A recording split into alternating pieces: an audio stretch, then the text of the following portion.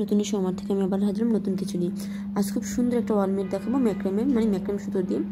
তো এটাকে আমি সম্পূর্ণ ফিল আপ করবো এই কার্টুনটা কেটে, তারপর হচ্ছে কাপড় দিয়ে কেটে। আর এখন কিন্তু ম্যাক্রামটা খুব ভালো চলতেছে, আমার কাছে ভীষণ ভালো লাগে, বিশেষ করে পর্দাগুলো।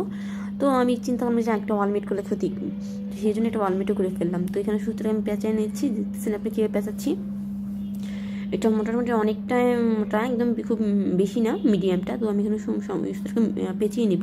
তবে অবশ্যই আমি কাপড়ের মধ্যে আমি আইকাটা ইউজ করছি, গ্লুগানটা না, কারণ গ্লুগানটা দিলে হচ্ছে কি আমি আমার মন মতো এটা করতে পারবো না, অনেক সময় আছে শুকিয়ে যায় খুব দ্রুত, কিন্তু গ্লুগানটা শুকায় যায়। আপনি ইচ্ছা করতে পারেন, কোনো সমস্যা নেই।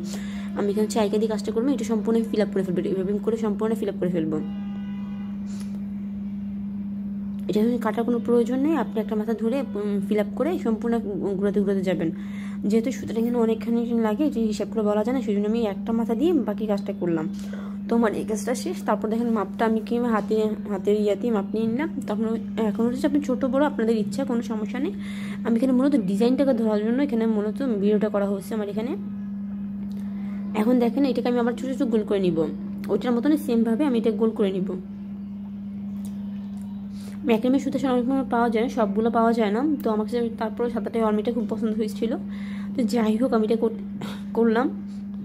এখন আমি সেই আঠা দিলাম, আমি এখানে ফার্স্টটা নিচ্ছি না, আমি এখানে ফেভিকলটা নিচ্ছিল আমার কাছে, আমি ফেভিকলটা দিয়ে করলাম। আপনার যে কোনো দিয়ে একটা দিয়ে করলেই হবে, কোনো সমস্যা নেই। তো এটা আমি ছোটো একটা গোল করে আমি এটা বসাই দেবো। আমি এটা চারও পাশে আমি বসাই নিব। তো বসাই দেবো। আমি আয়নাটা আবার বসাচ্ছি আমি এটা মাথার মধ্যে, আপনি পুঁথি দিতেও পারেন, কোনো সমস্যা নেই। আমাকে মনে হচ্ছে আয়নাটা দিলে খুব সুন্দর লাগে। তো আমি এখানে আয়না দিয়ে সম্পূর্ণটা করে নিব।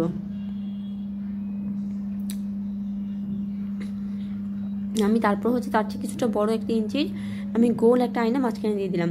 আমি চাইলে কিন্তু বড়টা একদম খুব বেশি বড় দিতে পারি, এই জন্য আমি দেইনি। যেহেতু আমি সুতা দিয়ে কাজটা বেশি করলাম, যেহেতু সুতাটাই থাকুক, এই জন্য আমি আয়নাটা ছোটো হিসাবেই দিলাম।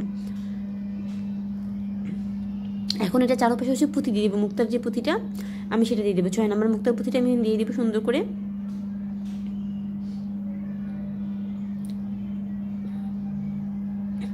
এখন দেখেন কতটা সুন্দর লাগতেছে, খুবই সুন্দর লাগছে। আমি এটাকে ঝুলানোর জন্য হ্যাঙ্গার দেওয়া সিস্টেম করবো, এটাকে আবার গ্লুগান দিয়ে এখানে লাগাবো।